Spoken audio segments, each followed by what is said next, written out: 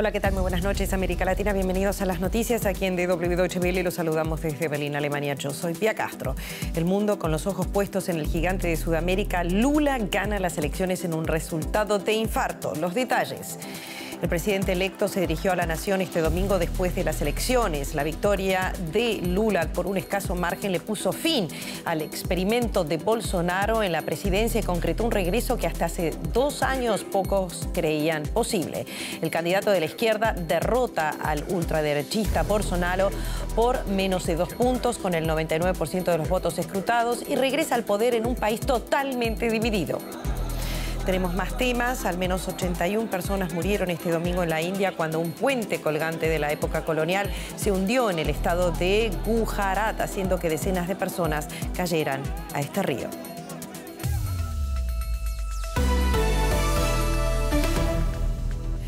Y empezamos con un regreso impresionante. El izquierdista Luis Ignacio Lula da Silva volverá a sus 77 años a la presidencia de Brasil, menos de 2 años después de salir de la cárcel luego de que la justicia anulase sus condenas. Lula derrotó el domingo al actual jefe de Estado, Jair Bolsonaro, en una segunda ronda electoral ajustadísima. Con la práctica totalidad de los votos escrutados, Lula se impuso a Bolsonaro con alrededor del 50,9% de los votos, una ventaja que las autoridades electorales ya daban por insalvable. Los seguidores de Lula esperan un giro social en Brasil. Ya lo han felicitado el presidente de Estados Unidos, Joe Biden, el de México, Andrés Manuel López Obrador, y el de Argentina, Alberto Fernández, así como el jefe de la diplomacia europea, Josep Borrell, entre otros líderes internacionales. Bueno, y con estas palabras comenzaba su discurso Lula en São Paulo. Esto fue lo que dijo el domingo. Porque me considero un ciudadano que tuvo un proceso de resurrección en la política brasileña porque me intentaron enterrar vivo. Porque tentaron me enterrar vivo y yo estoy aquí.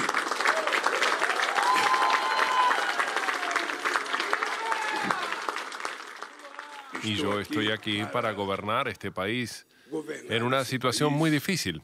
Pero tengo fe en Dios que con la ayuda del pueblo le vamos a encontrar una salida para que este país vuelva a vivir democráticamente y armónicamente.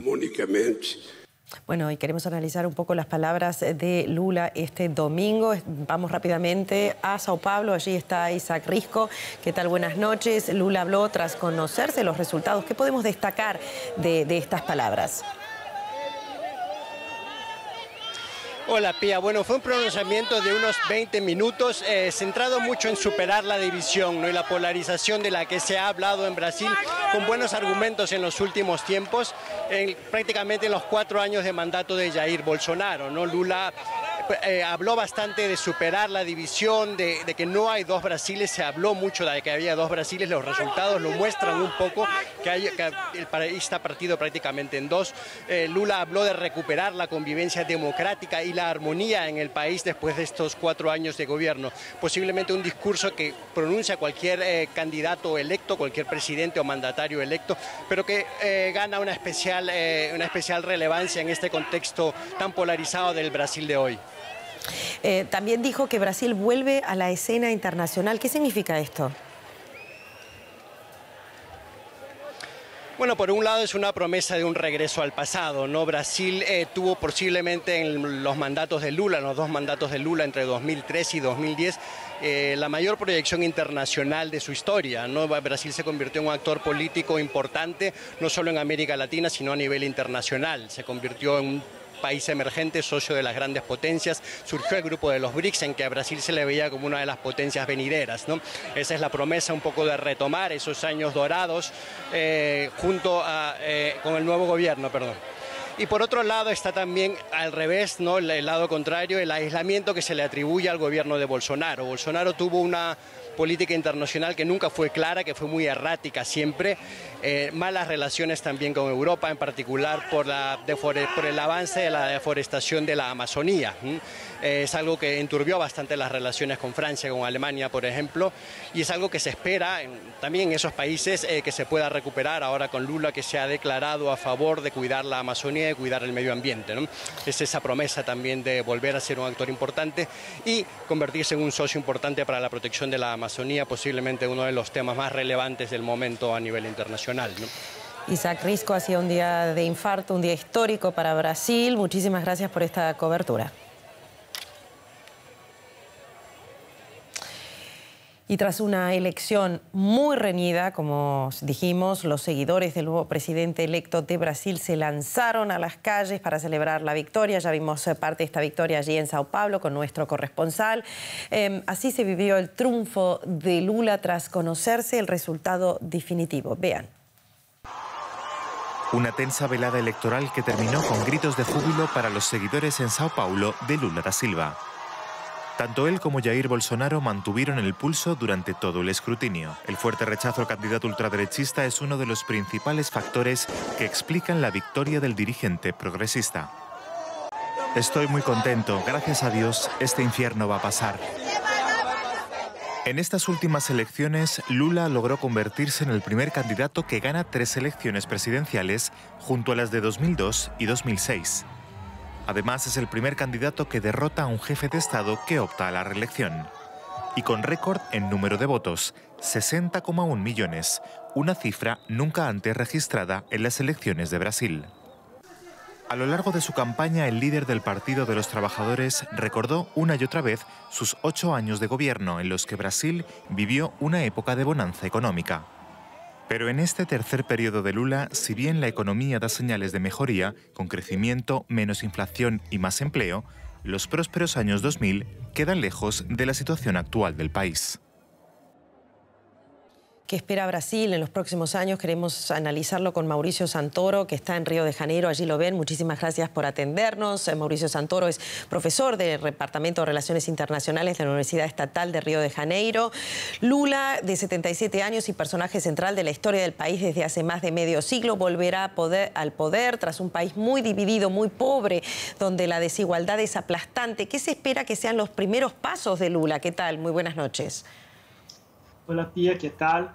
Sí, bueno, Lula tiene algunos desafíos muy grandes adelante y uno de ellos es que la gente quiere cambio y quiere que este cambio sea rápido, pero las condiciones económicas y fiscales del Estado brasileño no son fáciles. Y cuando Lula fue presidente por la primera vez, teníamos el boom global de las commodities, un escenario internacional mucho más favorable para Brasil y ahora es distinto. Ahora es un mundo marcado por la pandemia, por la guerra en Europa, con riesgo de recesión global el año que viene. Entonces, el cambio en Brasil será algo mucho más despacio, mucho más gradual. Y también en nuestra política doméstica, un país más dividido, que se volvió hacia la derecha, mucho más conservador. Entonces, Lula tendrá que hacer muchas negociaciones todo el tiempo, sobre todo con un Congreso ahora, donde la derecha será muy fuerte. Por esa mi pregunta, ¿qué margen de maniobra va a tener realmente Lula en estos próximos años en un país tan dividido, como tú has dicho, y con una fuerte oposición en el Congreso? Sí, bueno, Lula sabe manejar estas cosas, hizo coaliciones muy amplias cuando fue presidente por la primera vez, pero mi punto es que será muy difícil para él atender a estas expectativas muy grandes que los brasileños tienen hoy con Lula. Y que de hecho algo parecido sucede con Gabriel Boric en Chile, con Gustavo Petro en Colombia, este deseo de muchas personas en Latinoamérica de que sus países, que la región cambie de una manera profunda y rápida, pero el mundo tiene su propio ritmo, ¿no?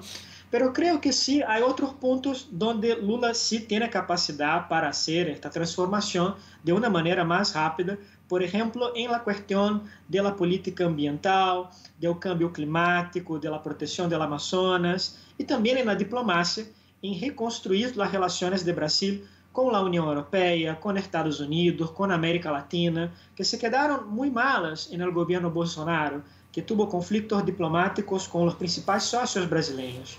Muchísimas gracias por este análisis. Muy buenas noches. Buenas noches. Cambiamos de tema, nos vamos a otras regiones. Al menos 81 personas murieron este domingo en la India cuando un puente colgante de la época colonial se hundió en el estado de Gujarat, haciendo que decenas de personas cayeran al río. Los que pueden nadan intentando llegar a la orilla luego de que se hundiera el puente colgante. Otros se aferran a los cables y trepan a lo que queda del puente. El siniestro tuvo lugar en Morbi, una ciudad del estado de Gujarat, el estado natal del primer ministro Narendra Modi. Unas 500 personas se hallaban en el puente cuando se desplomó.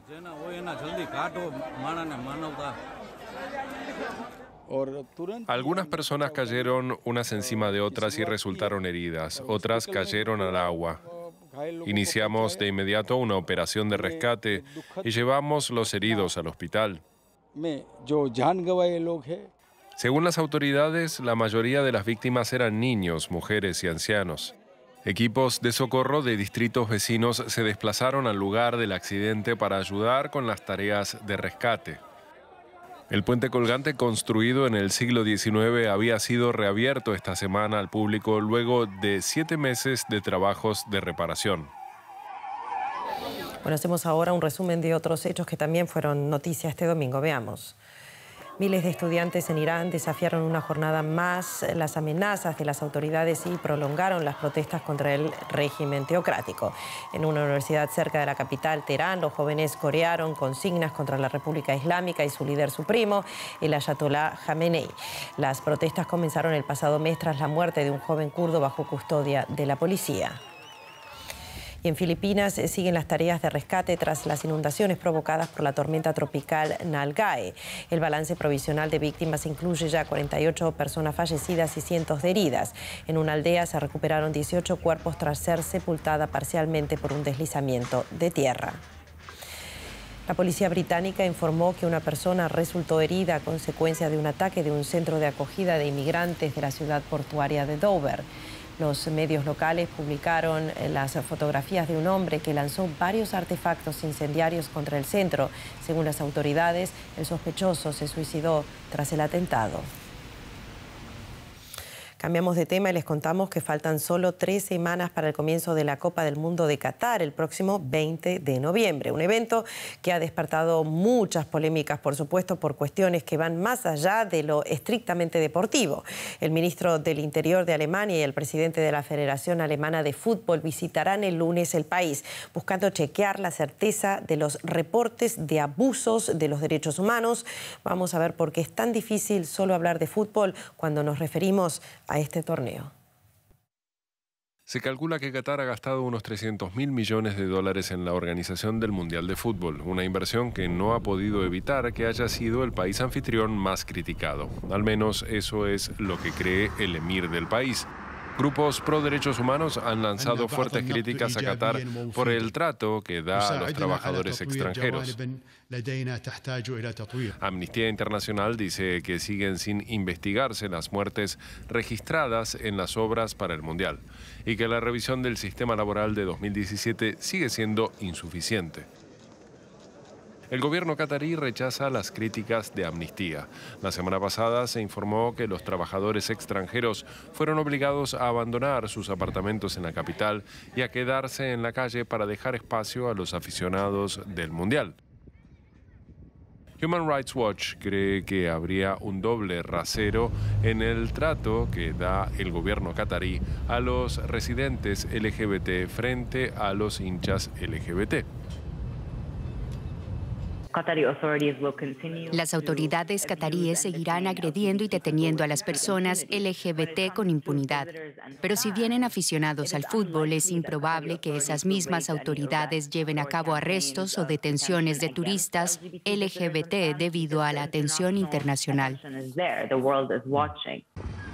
Algunas ciudades importantes como Barcelona dicen que no ofrecerán retransmisiones públicas de los partidos en protesta por la violación de los derechos humanos. La FIFA cree que el Mundial de Qatar será el más visto de todos los tiempos y ello hace que muchos teman que los derechos humanos queden en un segundo plano. Bueno, muy bien, hasta aquí las noticias. Gracias por acompañarnos y sigan con nuestra programación, con toda la actualidad desde Berlín, Alemania, desde nuestros estudios. Gracias por acompañarnos. Yo soy Pía Castro y, por supuesto, nos pueden seguir en redes sociales, Instagram, Facebook y, por supuesto, Twitter. Gracias.